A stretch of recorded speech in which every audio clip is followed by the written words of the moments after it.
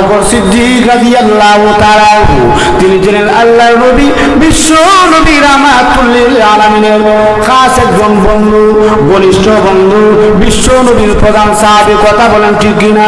আমার নবী বিশ্ব নবীর বন্ধু আমার আব্বা জান, তিনি যখন বিছানার মধ্যে আছেন, উনার যখন মৃত্যুর সময় সন্নিকটে এসে গেল, এই মুহূর্তের মধ্যে আম্মা জান আয়েশা সিদ্দিকা রাদিয়াল্লাহু তাআলা বলেন, আমি লক্ষ্য করে দেখি আমার আব্বা বিছানার মধ্যে তখন ছটফট করতেছেন, সাকরাত শুরু হয়ে গেল। আম্মা জান আয়েশা রাদিয়াল্লাহু তাআলা বলেন, আব্বা আব্বা গো, আপনি তো মনে হয় এই পৃথিবী থেকে বিদায় হয়ে যাবেন, আর বেশি দিন থাকবেন না। আম্মা জান আয়েশা রাদিয়াল্লাহু তাআলা বলেন, পৃথিবীর যুবকেরা রে, তোমরা কেন ধন সম্পদ অর্জন করো? মৃত্যু যখন এসে যাবে, এই ধন সম্পদ এইগুলা আর কিছুই না, এগুলা কামকা, এগুলা অযথা ধন সম্পদ অর্জন করা। আল্লাহ নবী বিশ্ব নবী রাহমাতুল লিল আলামিনের বিবি আয়েশা রাদিয়াল্লাহু তাআলা উনার এই কথা শুনে হযরত আবু বকর সিদ্দিক রাদিয়াল্লাহু তাআলা বলেন, মা মারে, ও মা তুমি সঠিক বলেছো, কিন্তু মারে, ও মা আমার তো এই মুহূর্তের মধ্যে সাকরাত শুরু হয়ে গেছে।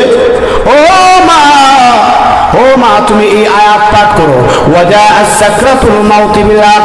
মা মারে, মৃত্যুর যন্ত্রণা, মৃত্যুর সময় যে সাকরাত আসবে এটা বাস্তব, এটা সত্য। কথা বলেন ঠিক কিনা? এমনি আবু বকর সিদ্দিক রাদিয়াল্লাহু তাআলা উনি তখন আম্মা জান আয়েশা সিদ্দিকা রাদিয়াল্লাহু তাআলাকে ইশারা করে তখন ডাক দিয়ে বলেন, মা মারে, আমার কথা বলতে কষ্ট হয় রে মা, এই যে দেখো আমার পরনের মধ্যে যে একটা পোশাক আছে, এই কাপড়টা দিয়ে আমাকে কাফন দিবা। আর আল্লাহর নবী বিশ্ব নবীকে কয়টা কাফন দেওয়া হয়েছে? আম্মা জানকে তখন জিজ্ঞেস করলেন আবু বকর সিদ্দিক। এই মুহূর্তের মধ্যে আয়েশা রাদিয়াল্লাহু তাআলা ডাক দিয়ে বলেন, ওগো আব্বা, আমার নবী বিশ্ব নবী রাহমাতুল লিল আলামিন আমার স্বামীকে 3টা কাফন দেওয়া হয়েছে। কয় কাফন? 3টা কাপড়ের কাফন। আম্মা জান আয়েশা ডাক দিয়ে বলেন, আব্বা গো, আমার স্বামী বিশ্ব নবীকে 3টা কাপড়ের কাফন দেওয়া হয়েছে। এমনি আবু বকর সিদ্দিক ডাক দিয়ে বলেন, আয়েশা গো, ও আমার আয়েশা, আমার গায়ের মধ্যে যে কাপড়টা আছে, এই কাপড় সহ আমাকে আরো 2টা কাপড়ের ব্যবস্থা করবা। তবে আয়েশা তুমি শুনে রাখো, এই কাপড়টা যেন পুরাতন কাপড় হয়।